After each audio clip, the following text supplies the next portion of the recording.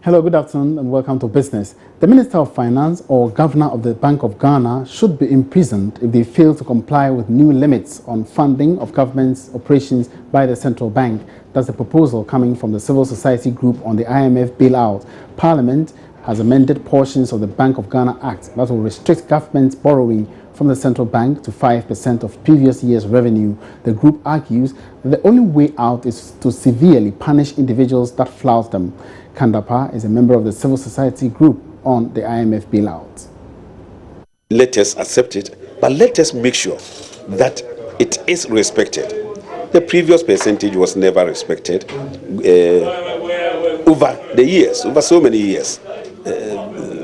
Successive governments did not respect that particular obligation they had to limit themselves. To me, and probably to civil society, what is of concern is that whatever the percentage is, let us make sure that it is respected, and that if a particular governor of the bank, if a particular minister of finance goes against it, there will be appropriate sanctions. What sanctions will you recommend? Because for this situation, because you think that your fear is that, listen, even up to 5%, they will flout that law. My personal views on this are well known. I mean, sanctions are only as good as they can deter people from repeating the same thing. And I believe, as far as good financial governance is concerned, and in matters such as this, the only sanction that probably works is a custodial sentence. If I had my way, I will send the governor of the bank who went beyond this, beyond the percentage, and who created so many difficulties for the economy as a result of that.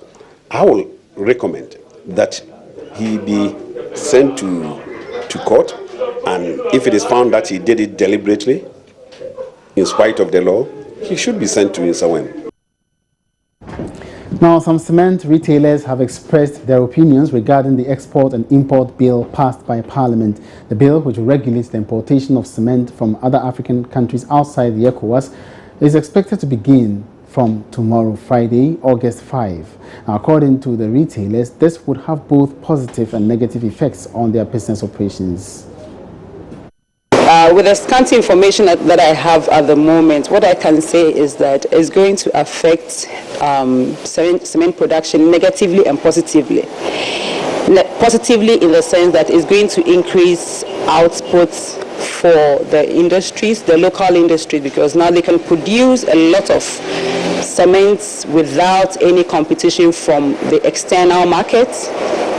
And on the negative side, prices that would come out from the local industries is what is going to pertain.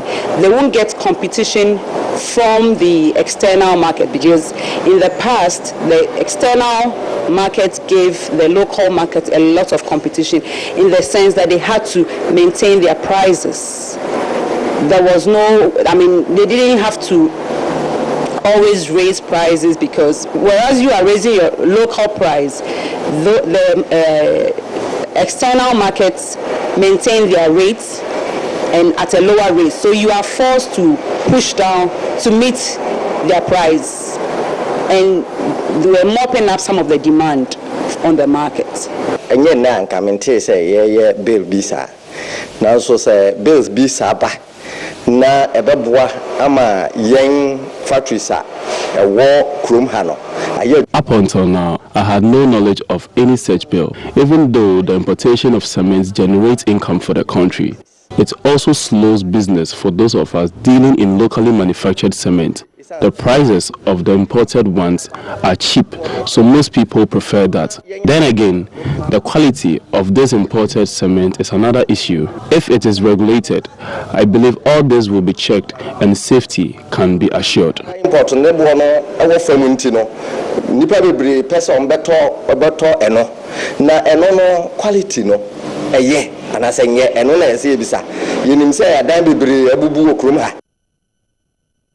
And that's all in business for now. Do make a date on the marketplace at 1. My name is Emmanuel Abuaji. Have a good afternoon.